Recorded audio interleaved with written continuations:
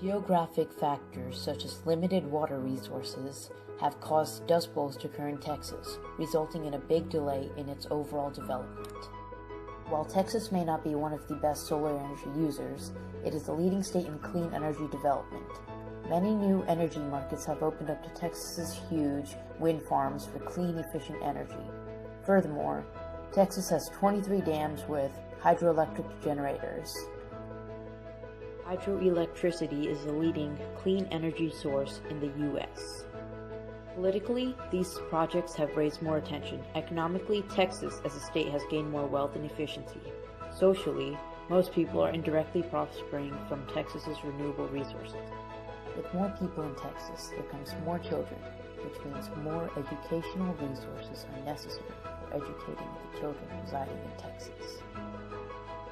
In the hopes of lowering its population, Texas had severely increased the price of houses, but was unsuccessful. With cars being the most favorable mode of transportation in Texas, roads became crowded and traffic moved slowly. Gas stations sprouted everywhere, occurring on every road and intersection.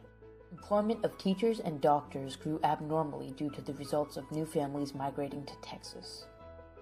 Michael DeBakey was born in 1908 and died in 2008. He was really involved with Baylor University. First, he was part of the college's faculty. Later, from 1969 to 1979, he was the president of this college. From 1979 to 1996, he served as chancellor. In 1996, he retired. There's also a department of surgery at this college named after him. He was a professor there.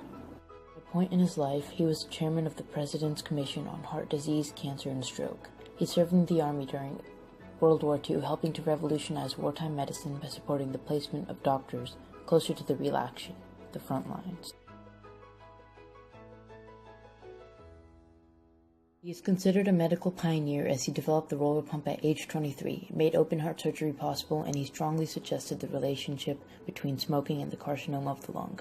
He was the first to do many heart-related surgeries.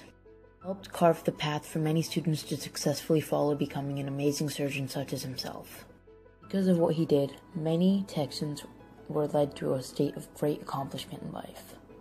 Howard used to learn in Harvard, then he moved to the law school of the Iowa State University and passed examination before the Supreme Court of Iowa and began to practice law.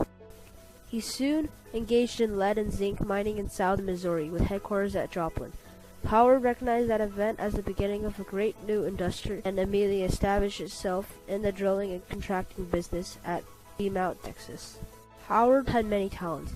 He was a filmmaker, the only stockholder in the Hughes Tool Company, the creator of Hughes Aircraft Company, which became part of the Hughes Medical Institute, and the man who built the TWA airline. He had many choices, and he was very talented in all of these choices. He could have done any of these choices and be successful at it. Howard Hughes is better known as the father of the world's richest industries than as the inventor of a device that changed the oil industry. Hughes related to his parents' current home in 1907, connected to the problem, and came up with the answer that would bring him riches. A bed of 166 cutting edges that would cut through rock easily. Hughes and Sharp formed the Sharp-Hughes tool in 1909. Denton Arthur Cooley is an American heart surgeon famous for performing the first implantation of a totally artificial heart. Cooley was born on August 22, 1920 in Houston, Texas, and is still alive today at the age of 95. He founded the Texas Heart Institute organization and is married to Louise Goldsboro Thomas. He has 5 children and has an older brother named Ralph Cooley Jr. Cooley graduated from the University of Texas in 1941 with the highest honors and earned his medical degree from Johns Hopkins University School of Medicine in 1944. After completing surgical training at Johns Hopkins in 1950, he spent a year with Lord Russell Brooke in London, where he participated in the first intracardiac operations in England. He won numerous medical awards, including the Bugle Premium, which is Russia's highest award for cardiovascular surgery. He is the author or co-author of more than 1,400 scientific articles and 12 books, a world-renowned surgeon. He has pioneered many techniques used in cardiovascular surgery. He and his associates have performed more than 118,800 open heart surgeries. Michael Dell was born in Houston, Texas on February 23, 1965, and is still alive at the age of 51.